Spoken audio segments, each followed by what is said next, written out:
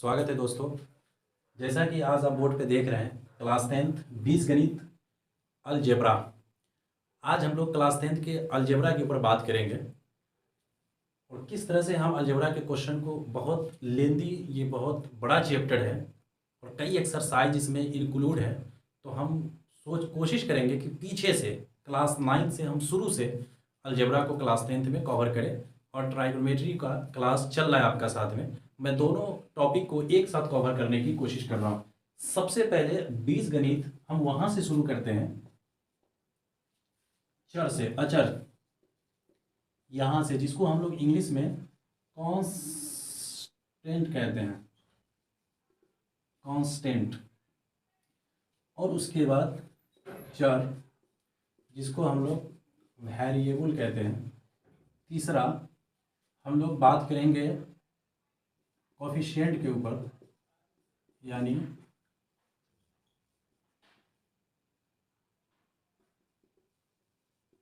गुणांक के ऊपर। और चौथा पद, यानी कि टर्म के ऊपर। और चौथा घात, डिग्री। इसमें हम लोग पद के घात के बारे में बात करेंगे, पद के घात के बारे में। अब बोर्ड पे आप देख पा रहे हैं 5-6 टॉप पॉइंट है जिस पे हम आज डिस्कस करेंगे।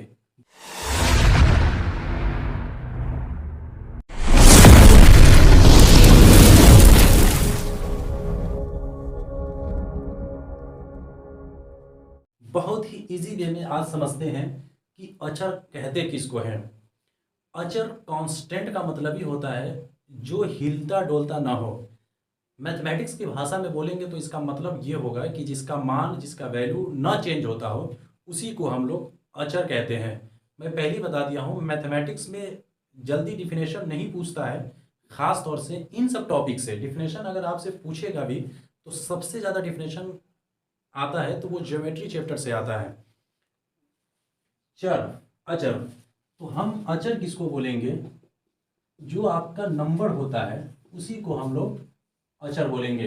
यानी 1 अचर है, 2 अचर है, 500 अचर है, 600 अचर है, कांस्टेंट टर्म है।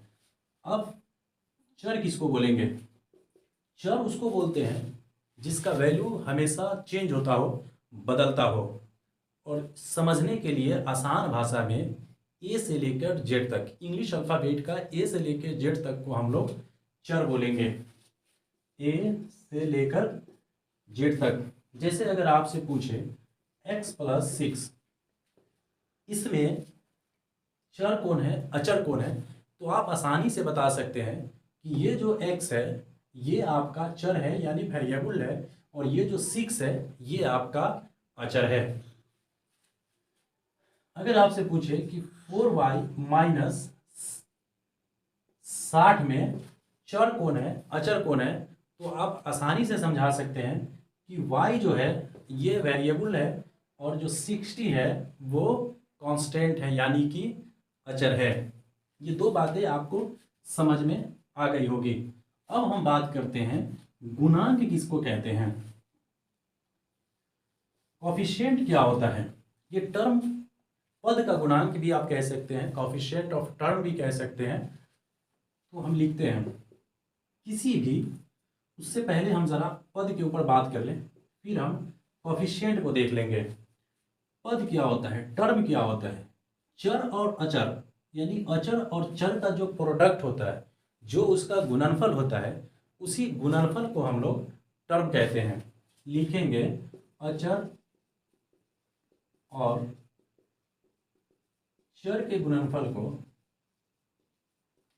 चर के गुणनफल को पद कहते हैं, यानी कांस्टेंट और वेरिएबल के प्रोडक्ट को हम लोग क्या कहते हैं? टर्म कहते हैं।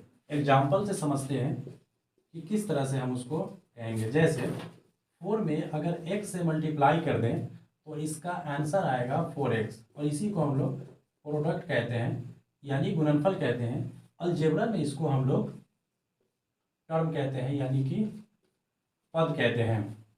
-1 गुने x, यानी -1 इंटू एक्स इक्वल कितना होगा।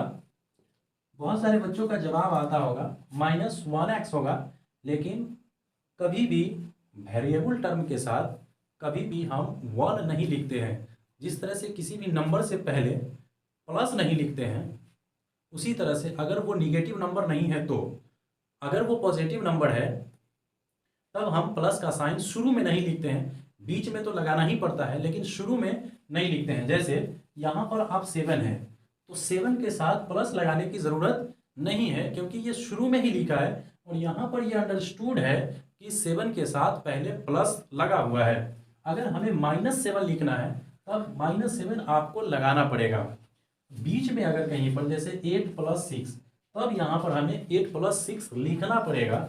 अगर नहीं लिखेंगे तो फिर इसका मतलब इस तरह से लिख देंगे तो ये तो 86 हो गया। इसलिए हमें साइन से किसी भी संख्या को हम अलग करते हैं, बाई पार्ट कर लेते हैं कि ये संख्या लिखा क्या हुआ है। अगर यहाँ से हम प्लस को मिटा देंगे तो ये 86 हो गया और प्लस मिटा दे देंगे तो 8 + 6 हो गया। इससे पता चलता है कि प्लस का साइन बीच में होता है, लेकिन शुरू में किसी भी नंबर से पहले अगर वो नंबर पॉजिटिव नंबर है तो उससे पहले हम प्लस नहीं लिखेंगे। ठीक उसी प्रोसेस को, उसी सिद्धांत को हम लोग यहाँ पर अप्लाई करेंगे कि किसी भी वेरिएबल टर्म के साथ 1 नहीं लिखा जाता है, जबकि साइन हमेशा लिखा जाता है। अलजेब्रा में जो सबसे इंपॉर्टेंट बात है वो है साइन। आपको हमेशा साइन बोलना पड़ेगा। जैसे हम यहाँ पर बोर्ड पे लिखे -1 इंटू एक्स, आंसर इसका होगा -x। हम सिर्फ x नहीं बोलेंगे क्योंकि माइनस आपको बोलना पड़ेगा। जिस तरह से -7 को हम सिर्फ 7 नहीं बोल सकते हैं, उसी तरह से -x को सिर्फ x नहीं बोलेंगे। x बोलने के लिए ये नंबर आपका प्लस में होना चाहिए इस तरह से, तब जा करके ये आपका +x होगा। तब हम सीधे x बोल सकते हैं, साधारण x बोल सकते हैं। लेकिन जब माइनस लगाओ तो हमें माइनस लगा करके बोलना होगा। यही आपका टर्म होता है, यही आपका पद होता है। पद के कुछ और एग्जाम्पल पर हम बात करते हैं। 4 × x, y × x, 4y² × z, सबको मल्टीप्लाई करेंगे तो क्या होगा 4xy² z। 4xy² z को हम लोग, ये पूरा एक ही टर्म है। ये नहीं कि 4 अलग, x अलग, y अलग, z अलग, अलग अलग नहीं है, ये सब एक ही टर्म है। तो हम लोग इसको टर्म बोलेंगे। अलग अलग करने के लिए बीच में या तो प्लस का साइन देना पड़ेगा या तो माइनस का साइन। जैसे अगर इसमें आपसे अगर पूछ दे कि आप बताइए कि इसमें कितने टर्म हैं, तो आपको बताना पड़ेगा 3 टर्म है। एक x है, फिर एक y है, फिर एक z है। 3 टर्म है इसमें। लेकिन कोई अगर आप इस तरह से लिख के पूछे आपसे कि अब बताइए अब इसमें कितना टर्म है, तो हम इसको गुना करके देखते हैं, या नहीं भी गुना करेंगे फिर भी हम समझ जाएंगे कि ये पूरा एक ही टर्म है। इससे पता चला कि टर्म का क्लासिफिकेशन हम प्लस और माइनस के साथ करते हैं, न कि गुना के साइन के साथ करते हैं। अगर किसी भी यहाँ से लेकर के कितना भी एक टर्म गुना के फॉर्म में इस बोर्ड के इस किनारे से लेकर के इस किनारे तक लिख देंगे और सब में अगर मल्टीप्लिकेशन का साइन लगा देंगे तो वो एक ही टर्म होगा। लेकिन अगर प्लस माइनस का साइन लगाते जाएंगे तो जितना टर्म होगा उतना हमें गिन के बताना पड़ेगा। जैसे आप इस एग्जांपल से समझ सकते हैं, x + y - z, ये 3 टर्म को इंडिकेट कर रहा है, जबकि हम इसी सेम वेरिएबल के नीचे मल्टीप्लिकेशन का साइन लगाने के बाद ये एक ही टर्म को इंडिकेट कर रहा है। आई होप, मैं उम्मीद करता हूँ कि आपको समझ में आ गया होगा कि टर्म हम किसे कहेंगे। अब हम लोग गुणांक यानी कॉफिशिएंट के ऊपर बात करेंगे। कॉफिशिएंट होता क्या है, गुणांक कहते किसे हैं, तो आप ये समझ ले कि किसी भी टर्म से पहले जो संख्या होता है उसी नंबर को हम लोग कॉफिशिएंट कहते हैं। फर्स्ट, फिर से सुन ले आप मैं क्या कह रहा हूँ। किसी भी टर्म में वेरिएबल से पहले जो संख्या होता है या वेरिएबल के बाद भी जो संख्या होता है वही टर्म होता है, वही कॉफिशिएंट होता है, पहली बात। दूसरी बात, पद का गुणांक हम उसे भी कहते हैं जैसे कई वेरिएबल एक साथ है, अगर उसमें एक का पूछेगा तो उनको उस वेरिएबल को छोड़ करके यानी उस चर को छोड़ करके बाकी जितने होंगे सब के सब कॉफिशिएंट होंगे। क्या होता है जरा हम उसको देखते हैं। जैसे -7x, अगर इसमें आपसे पूछे कि बताइए इसमें गुणांक कौन है, तो मैं क्या बताया कि चर से पहले जो संख्या होता है जरा उसको लिख ले। चर के साथ जो संख्या होती है उस संख्या को गुणांक कहते हैं। चर के साथ जो संख्या होती है उस संख्या को गुणांक कहते हैं, डेट इज कोफिशिएंट कहते हैं। अब जरा हम इसके एग्जाम्पल को देखेंगे। जैसे 7x, अब आपको यहाँ पर खोजना है कि चर कौन है। तो अभी आप बोर्ड पे देख रहे हैं कि मैं आपको बताया ए से लेकर जेड तक को ही चर कहते हैं। तो यहाँ पर ये जो x है ये आपका चर है, और उससे पहले ये जो संख्या है यही संख्या आपका गुणांक है, यानी कि कोफिशिएंट है।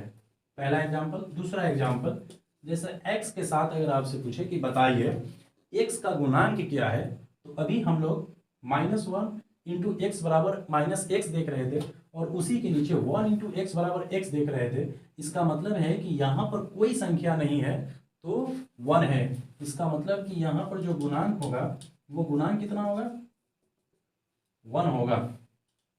थोड़ा सा और देख लेते, जैसे -y का गुणांक क्या होगा, गुणांक इसके साथ भी -1, यहाँ पर +1 है, +x है, इस वजह से +1 है, और यहाँ पर माइनस है तो माइनस है। कुछ और एग्जाम्पल हम लोग देखते हैं।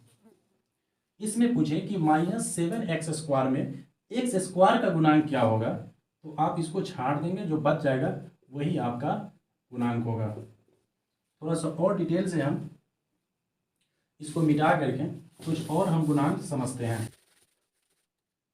जैसे अगर आपसे पूछे कि -8xy²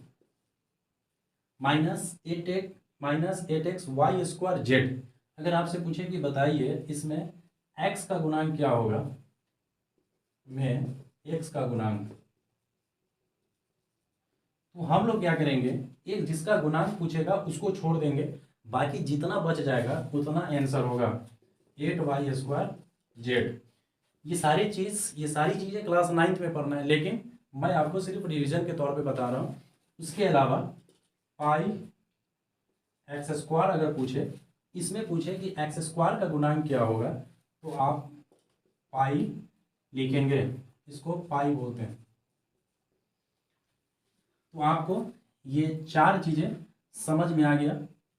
अचर क्या होता है, चर क्या होता है, और गुणांक पद क्या होता है। अब हम लोग पद के घात के ऊपर बात करते हैं, या पद का घात मैं छोड़ देता हूं, मैं आपको सीधे ले चलता हूं, बहुपद का डिफिनेशन बता देता हूं, और कल बहुपद का घात और पद का घात ये दोनों पढ़ाऊंगा। बहुपद, हम मूल डिफिनेशन की तरफ नहीं जाकर के सिर्फ इस बात को समझ लेते हैं कि होता क्या है। बहु मतलब बहुत, अगर हम इसका संधि विच्छेद करेंगे तो, और पद का मतलब पद, यानी एक ऐसा बहुपद, एक ऐसा बीजगणितीय संकलन जिसमें एक से ज्यादा पद हो, उसी को हम लोग बहुपद कहते हैं।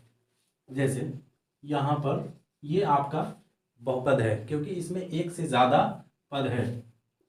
4x ये एक टर्म है, लेकिन उसके बावजूद भी ये आपका बहुपद है।